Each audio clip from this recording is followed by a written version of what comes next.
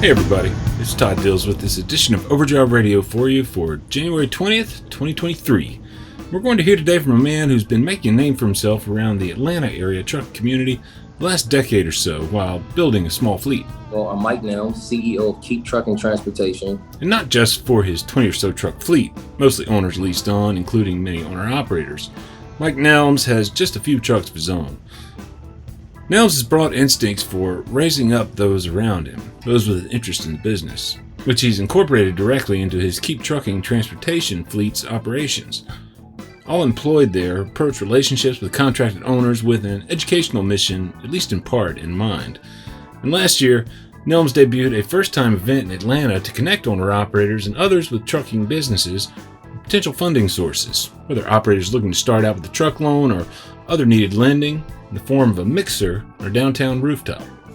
The second such event is coming up on his birthday, March 4th, 2023, on top of the Ascent building from 6 p.m. to 11 p.m. There's more to it than just funding, ultimately, too. You know, it's important to bring people who are already in the industry, who have their own viable resources, but people who are looking to get in the industry. The thing that we always, I always ask drivers that's been driving for, 5-10 years, why haven't you become an owner operator? Company drivers are cool, owner operators are cool as well, but why haven't you made that transition? And the answer is always the same: funding and mentorship.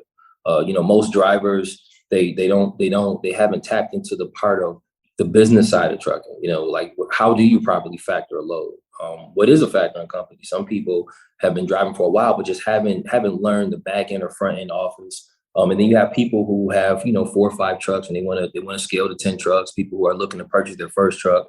We know that funding is always the number one cause why people just don't buy a truck. They don't go from a company driver to an owner operator, even though they've been dreaming it, probably their whole CDL career. And then people who are new in the industry who just can't seem to get the proper funding. So we were able to kind of put everybody under one umbrella, called the Rooftop Mixer. It's right on the rooftop here in Atlanta. It's an awesome space, safe space. And it's a space just to network. And we also provide funding right at the rooftop. We get you approved for funding. We help you buy your truck. There's a lot of trucking companies out here in Georgia. Even buying trucks from auction sites like Ritchie Brothers and Iron Planet, which we've done a lot of. So it's really just kind of putting everybody in one space, right? We have mechanics coming there. I'm a brand ambassador for a factoring company, so they'll be flying in.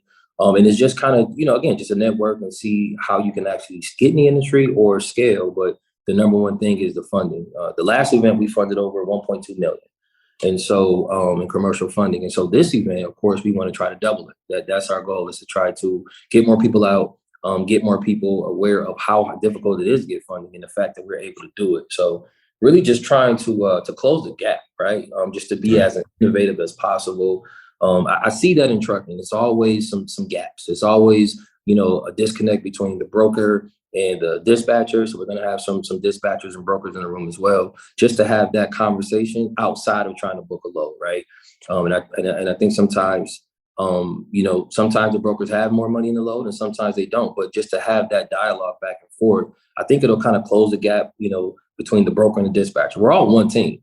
I mean, from the broker, the dispatcher, the owner operator, the customer, we all have one goal in mind, right? Is to fix this supply chain issue that we seem to have, right? So I think we put everybody under one umbrella. We did it last time in October. It was a huge success. We have probably twice the amount of people buying tickets now that want to actually come to the event. I think they just had to see it first. They had to see what was really going to happen at that event. And now that they see it, and we got a pretty good buzz, we got a lot of people, new faces that's going to be under the rooftop that can use our services. We'll hear much more from Mike Nelms about those services, about the Keep Trucking Transportation fleet, about owners leased on, and more after this quick break for a word from Overdrive Radio's sponsor. When you have a diesel emergency, you don't have time to wait around for 911. Instead, call your Lifeline. Howe's Diesel Lifeline, the only emergency rescue product to re-liquefy gel fuel and de-ice frozen fuel filters without the use of harmful alcohol. Always safe to use, you can pour it directly into your fuel filters without wasting time mixing it with additional diesel fuel. So this winter, if you find yourself stuck in a bind, Skip the tow. Get yourself back on the road fast with Howe's Diesel Lifeline. For more information, visit howesproducts.com. That's Howes, Howes, howesproducts.com. Here's Mike Nelms, originally from snowy Buffalo, New York, but now calling Atlanta, Georgia, home. We partnered with Business Course Academy. They're pretty much the funding side of it. So they stay in their lane and do their part. We do our part as far as helping them get the trucks, helping them get leased on. We do teach people how to get leased on, and we do have, contracts in place to get people who are new to the industry or who have been in it for a while and just kind of got a little burnt out. We'll definitely run their companies for them. But yeah, so they have a lot of relationships with direct lenders from every facet of the country. So, so if you're in Cali, you can still get you funded. If you're here in Georgia, we can still get you funded. So yes, we had to partner with them in order to make this rooftop a success. So I'm Mike Nelms, CEO of Keep Trucking Transportation, a Howard University graduate who specializes on leasing on trucks, trailers, mentorship, consultation, and now funding. When we first, I had a few businesses prior to, very challenging, but I thought that trucking was one of the only businesses that I could tap into where there was so many multiple streams that we could create. Usually when you open a business, there's probably one, maybe two at best ways that you can actually create, streams of revenue. But in trucking, we were able to, start so many different ways. Like we learned how to buy trailers and rent trailers. So now we are also, as the last maybe year or two, we've been teaching people how to buy trailers, rent trailers, we looked at it like a real estate standpoint. It's just real estate on wheels, right? To recreate that residual income. We started doing dispatch training classes because we understand that, dispatching is the center point of all trucking. It's the only part of trucking where you're going to learn how to have conversation with your insurance broker. Like what needs to go on that COI? What type of insurance do you need? Having relationships with the brokers, even direct shippers, of course, drivers, company drivers, owner operators. It's the one focal point that everyone needs to know, right? Even if you're a company driver, you should still understand what goes on. Why is the rate con important? Why is the BO important? Not just that we need to sign, but why, right? How to make sure we have that proper chain of custody. So again, trucking was just one of those things, and then now the mixer is just one of those things that we can kind of dive into, and we can learn as much as possible, and then just turn around and disseminate that same information. So that's really why we wanted to get in trucking. We knew it was challenging, but we knew it was a way that we could, teach as we learned, and then of course, made as much money off of trucking as possible from a business standpoint. Right. Do you ever drive yourself? I drove a box truck. All right. Okay. So I truck for a little bit, maybe about 2-3 years. I had bought a box truck, and then I had taught myself in the box truck, and that's how we learned, the freight and how to pick and drop and all the paperwork. And then of course we put a driver in it. So as far as a CDL, no, I don't have a CDL. Okay. It is a challenge. I mean, I think people think CDLs are just something you can just easily go get. It's a lot. It's a lot that the driver has to take on. And so I definitely respect my CDL holders, although I am not a CDL holder. What's your basic trucking operation look like today? We run right now 22 trucks. Okay. Most of them are leased on. I own a few trucks myself. I scaled back a little bit so I could focus more on the leasing aspect of it. But it's difficult. Trucking is difficult. We handle the breakdowns. We handle the onboarding the drivers, finding the drivers, of course, keeping up with all your federal filings. It's a task. It's a daunting task. We had a breakdown just yesterday where the clutch went out. Unfortunately, it was loaded out there in Washington, Georgia, where there's really not many mechanic shops. Couldn't get the drivers to the hotel because we couldn't get the Uber signal to work. So it's always just trying to find solutions for problems. That's pretty much what I do all day, right? That's it. I'm a big solution finder. But I always say in trucking during my mentorships that we give, and even our consultations, like you have to find a solution for a problem before it exists. We know trucking is going to have problems. We know there's going to be breakdowns, tire blowouts. Shippers not ready to load your truck, dealing with detention and layover. We just know that with this many trucks that we have now, there's always going to be some type of issue that we have to resolve. But the good thing for us is that, we try to prevent most of the issues. If it's just, making sure we're getting our PMs done, right? Making sure that at least our fleet manager is scheduling those maintenance so that we can prevent those breakdowns on the road. I know that DOT inspections are once a year, but we have our trucks come through every 45 days. They'll come through Atlanta, they'll meet with one of our mechanics, and they'll just go over the truck. 9 times out of 10, nothing's wrong, but those few times when we catch an oil leak or we catch an air leak, that can prevent that leased on that owner from having to deal with something that they have to pay maybe 3 times the amount when we could have caught it early. So Right. I tell people, yeah, you can make, $8,000 a week on a drive-in or a reefer, but how much are you keeping? And when you're leasing your equipment on, you need to make sure that they have the proper resources in place so that we can bring home more money than we're spending. And I think that, in this industry, it's we need more mentors. We need more education. We push education. I'm big on education. And that alone will be the difference between you keeping your truck on the road for 4 or 5 years or selling your truck within the first year. So, it's just important that we keep pushing out, even by way of social media. We have a few, we got an Instagram private group where we just kind of push information through it every day. That group, there's people who are brokers, you have shippers, you have people who are new to the industry, people who are well versed in the industry. We just put them all under one group and just they're asking questions all day, all day long. And I'm jumping on there and I'm answering as much as I can. Other people are seasoned, they're answering questions. I think we just need more safe spaces like that to solve a lot of these issues. Obviously, supply chain, there's a lot of parts on back order. Freightliner has sometimes 2-3 weeks wait before they can even do a diagnostic. Those are things that we can't avoid, right? But the things that we can, we need to make sure that we're doing everything possible to prevent these things from happening. You kind of know the problems. Well, not all of them. There's always unique things that crop up, but most of the problems that you're going to have. And so the job is just to anticipate their inevitability and have a system in place to address that. Right. Pretty good way of putting this, just the general business ownership thing. You mentioned maintenance. Do you have in-house maintenance, or when you bring the trucks in for inspections, are you shopping that out to a? I would love to have have a mechanic right here on site and have a facility. But this mechanic, she has her own facilities. We actually was doing we went to an event and I was guest speaker at an event in North Carolina and actually met her. And I thought it was pretty phenomenal what she was doing. And she's big on education, right? I mean, education is big. And that's what I love about her, because every time we have a breakdown, if it's something I've never handled, she's going to walk me through the process, why it happened, how it happened, how we can prevent it from happening.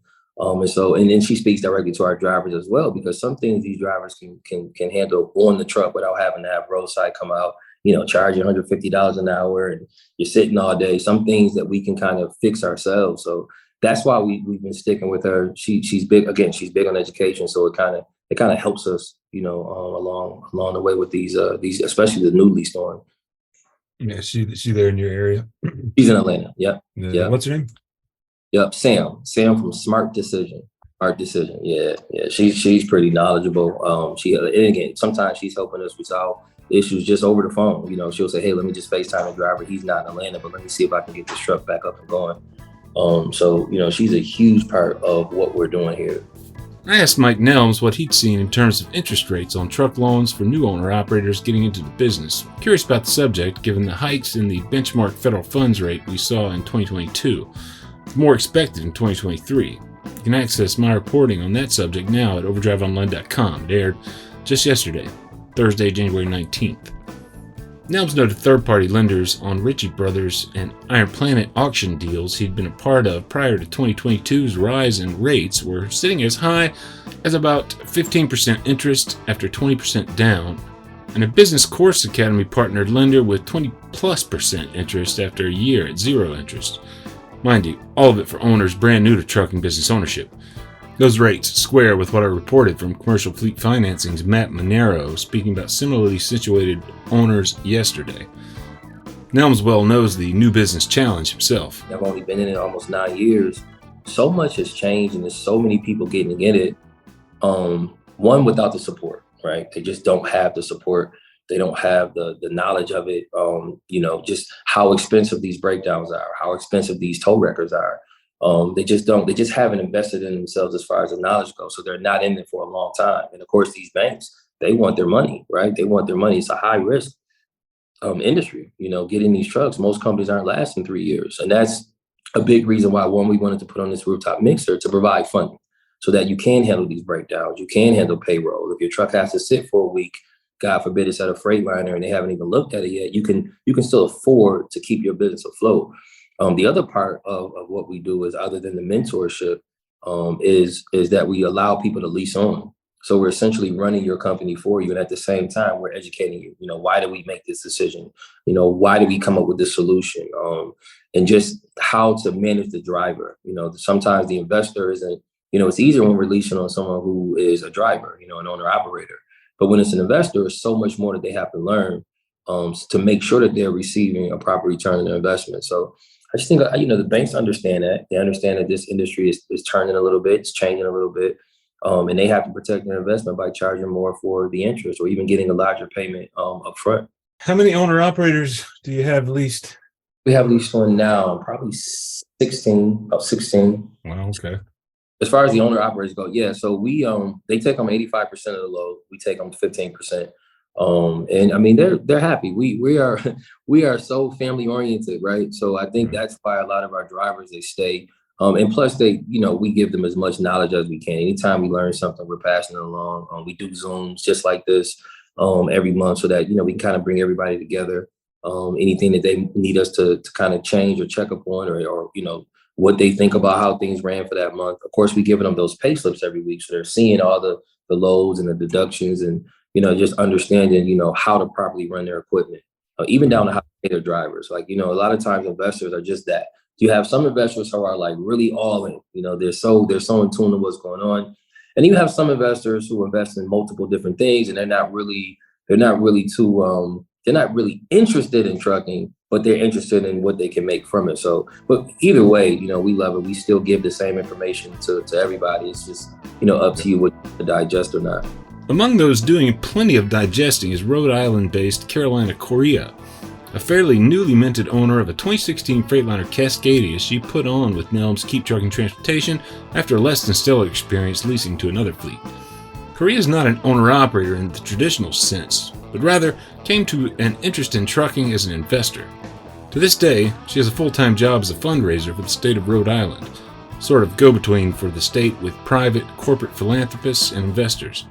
You can read a little more about her year and a half or so with Nelms Company in the post that houses this podcast, overdriveonline.com/overdrive-radio. It's been a learning experience, no doubt. She lauds Nelms and the staff at the small fleet for the operational support they've provided. Likewise, the quarterback of the whole operation, as she calls the employed driver, she pays a flat $1,800 a week, certainly above average for an operator of company equipment, with a variety of bonuses as well. Now with one truck and 3 trailers, which she leases out, she's clearing $9,000 to $11,000 in monthly profit after expenses. The 30-year-old Korea has long been interested in real estate investment, but says that nowhere in America could she invest in a piece of property that would pay those kinds of regular dividends. It was the pandemic and its foregrounding of the essential importance of trucking in the U.S. economy that sparked her interest in the first place. Among owners who fit her investor category, leased with Keep Trucking, Nelms says, but most are like, they're really into it. Trucking to me is fun. We try to make it as fun as possible. Whoever does the most miles, or whoever brings in the most money, we just, we like to have little games that we play. You have to make it fun. This is a very stressful industry. And so you have everything you can think of just to keep people happy, keep them smiling, right? So that's kind of what we do. We like to have as much fun with it as possible. Of course, we're checking on our drivers all day, every day. They probably get tired of us checking on them because we check on them all day. Not worried about what's your ETA, but like, how are you doing on the road? And that's again, it's a family-based business. So a lot of times they may come to us with just regular home problems, right? And we're here to listen. And then we'll get back to trucking, but we're definitely here to try to help you guys, help them figure out what's going on. Or you can tell when your drivers aren't having a good week or a good day. You can just tell, right? And so we want to not pry, but still just let them know, hey, we're here. Like, we're here. You got anything you want to get off your chest, or just talk to us. So I think that's why a lot of our drivers stay with us, if they're owner operators, just because we really care and we show it. And then we're teaching along the way. So any event that they want to go get their own MCDOT, they're going to feel comfortable doing it. They'll definitely know how to run their own trucking company. In terms of freight that you guys are moving, are you utilizing mostly brokers, or is it you have some direct customers as well? Our fleet manager, she did put together some direct customers. So that's pretty cool. I love it. I love it. It's so much easier. We get a lot of brokers that call us. We do a lot of the same loads. Even if it's not a dedicated lane, they may say, hey, we got 10 of these a week. I'll say, okay, put these 4 trucks on it. And the reason why we split our loads up is because it's important that, if a driver's going to be out 7 days, 5 days on the road, we want to try to get them home as often as possible. Even though they can't, they got a load to deliver, say they got to, pass through Atlanta and they live in Atlanta and the load drops to North Carolina. Hey, he's got an extra 5 hours. He can go home for a few hours and then just hit back on the road. It's important that I think drivers just starting to get a little bit more lonely on the road. And it's important that you can just still pass them through home, even if it's in the middle of a work week. I think that's important. We teach that a lot in our dispatch training class. Teach it a lot to our new dispatchers. Like, you got to always have, you got to always put your driver first. Again, in the words of Carolina Correa, quarterback of the whole operation. It's good that we have investors, but the driver is always going to be our primary focus. And you got to pick up on those days when they just don't feel like trucking. And it's okay to shut it down for a day. I tell people trucking is not a get rich quick. It's not a side hustle. You're in this for the long haul, right? No pun intended, but you're in this for the long haul. Not getting one load is not going to shut your company down. It's okay to shut it down. Let the driver rest, give them that extra bonus day. And trust me, they will go as hard as they can for you when they see that you're putting forth, the effort to make sure that they're okay. So we preach that a lot. I mean, I know for a fact, a lot of people, dispatchers, they don't consider that sometimes. So we make sure that we put that in our dispatch training class. They're not robots. They do need sleep. And just because they're not on the load doesn't mean they went to sleep. Okay. So there's times where, you say, well, he's got a 10-hour break. Well, what if he didn't sleep? What if he only got 2-3 hours of sleep? Ask your driver, is he ready for a load or is she ready for a load? Don't just book him a load in the morning and shoot him a load, So that's important though. That's important. A driver told me that about 3 years ago. So just because I'm off don't mean I'm asleep. I said, you know what? I never thought of that. I never thought of that. So I make sure I put that in every training course. And guard against making assumptions, right? Yeah. Actually communicate. Yeah, that's big. As you know, that's major. Yeah. When you're training dispatchers, are you training them to work for you, or is this just gain general knowledge and then go out in there and use it however you can? So it depends if we have openings. So if we have openings, we're always going to pick directly from people who we've already trained. It just makes sense because, once you get hired, you're going to hear the same information. The way we dispatch is from a owner perspective. And I understand that, we may do a little bit too much, but it's what's needed. So even if they're not leased on, you should still work with them as if they are, right? So it doesn't matter if you're charging them, a less percent because they're not leased on. You need to still give those same services. The other day, one of my dispatchers, she was on the phone trying to get a tow and get this truck service. She's probably on the phone for like 3 hours. Now, of course, the owner could have done it, but would they have done it the right way, right? So when we train our dispatch, and we I always tell them everything that happens on that truck is your fault. So if the driver didn't do his pre-trip, did you ask him? Did you make sure he did his pre-trip? Did he do his regen? Did he drain the tanks properly, the water tanks, the air tanks properly? These things are, a great dispatcher is going to run the truck as if they own it. So we teach from an owner perspective, not just get on a load board, call a load off DAT, book a load and go on to the next one, right? You have to make sure that the fuel makes sense. How much fuel did it take to pick and drop this load? When is the load going to drop? Does the driver have enough drive time? Did you help them route plan? Some drivers don't know how to route plan correctly. And it just is what it is. But as a dispatcher, you should. So these are things that you just have to pick up on, on when's his downtime, when's his home time. What time did he get to the receiver, to the shipper? If his appointment was at 8 o'clock, did he get there at 7? Like, if it's first come, first serve, like these are things that a dispatcher has to always have in mind because their job isn't just to book a load and make money off the load. It's to make sure that investor or that owner operator is able to stay afloat. And it's always going to be based on what loads you pick. So, is it mountains? Did you onboard the driver properly to know if he even wants to drive upstate in, 10 feet of snow? I'm from Buffalo, right? So you gotta check the weather. You gotta make sure that they're not going through mountains if they don't want to drive through mountains. So that's how we dispatch. It's just a little different, hard on our dispatchers. But yes, we do hire from our training class. Of course, if we have a need for a new dispatcher, we will hire directly from our training class. How many dispatchers do you have right now working with those 22 total we have trucks? 6 dispatchers. We have 6.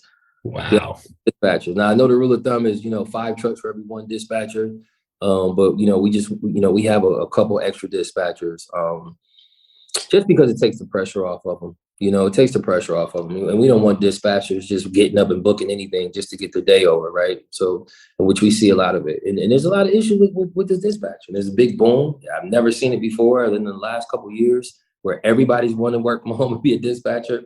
So you got to make sure you got quality dispatchers, and those are going to come. The money's going to come, but it's not going to come if you dispatch, these $1.80 a mile on a reefer just to get the load out there. You won't be dispatching that truck soon because they won't be in the industry. So that's right.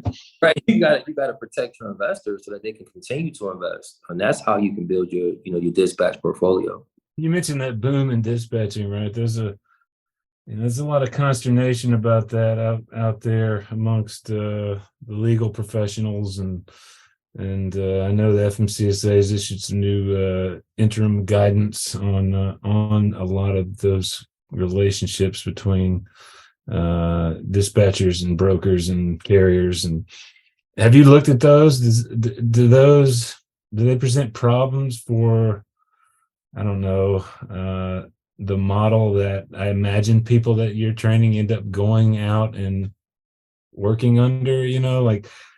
Do those guidelines mess things up for the people that are coming out of your class, or is the opposite the case? Because when I saw that guidance, I thought to myself, of the dispatchers that I know that are independent dispatchers and working with a lot of different carriers, small carriers, owner operators, pretty much all of them can satisfy all of these things. That stood out was not being able to be paid directly from the factoring company.